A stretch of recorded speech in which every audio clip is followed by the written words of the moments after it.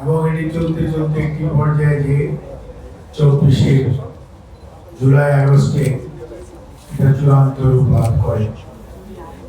আমি আমার বক্তব্যের প্রারম্ভে আজকে তাদের মাগফিরাত কামনা করি, আল্লাহ রাব্বুল আলামিন তাদেরকে যাতে বেহেশত নসিব করেন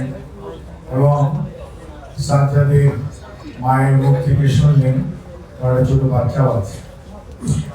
তাদের পরিবারের সদস্যরা যাতে এই কঠিন দিনে একটু ভালো থাকে, সেজন্য আমরা যেন যারা অপেক্ষাকৃত ভালো আছি তারা যাতে সবাই তাদের পরিবারের পাশে থাকি। আর সরকারের মুক্তিযুদ্ধ বিষয়ক মন্ত্রণালয় জুলাই শহীদ এবং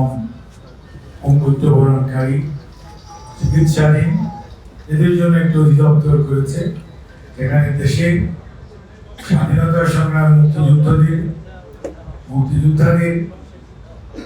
স্বার্থ সংরক্ষণ করা এবং বিগত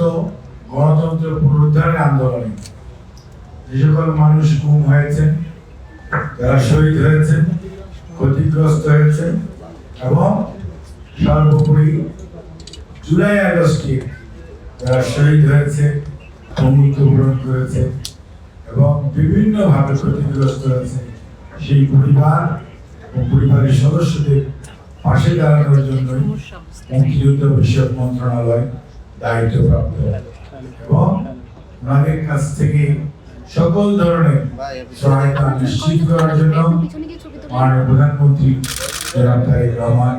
আমাদের মুক্তিযুদ্ধ বিষয়ক মন্ত্রী অ্যাডভোকেট আহমদ আজম খানকে নির্দেশ দিয়েছেন, সে অনুযায়ী কার্যক্রম চলছে। আজকে আমরা এই যে আমাদের 3 ভাই, এছাড়াও আমাদের আরো শত শত ভাইকে আমরা হারিয়েছি, হাজার হাজার মানুষ মৃত্যুবরণ করেছে এবং এই ওয়ার্ডের পাশের ওয়ার্ডে কমিশনার ছিল চৌধুরী আলম, অনেকের মনে থাকার কথা, ইলিয়াস আলী আমাদের সহকর্মী, ইলিয়াস আলীকে দিয়ে শুরু, তারপরে শত শত নেতা কর্মী গুম হয়েছে। আজকে তারা কোথায় আছে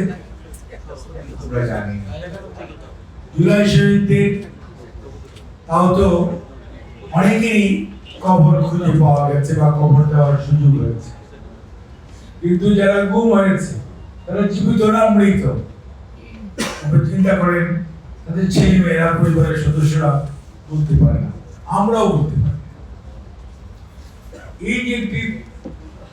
দুর্বিষহ অবস্থা,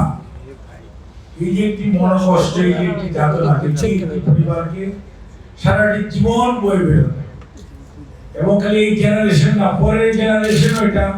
বয়ে বেড়াবে।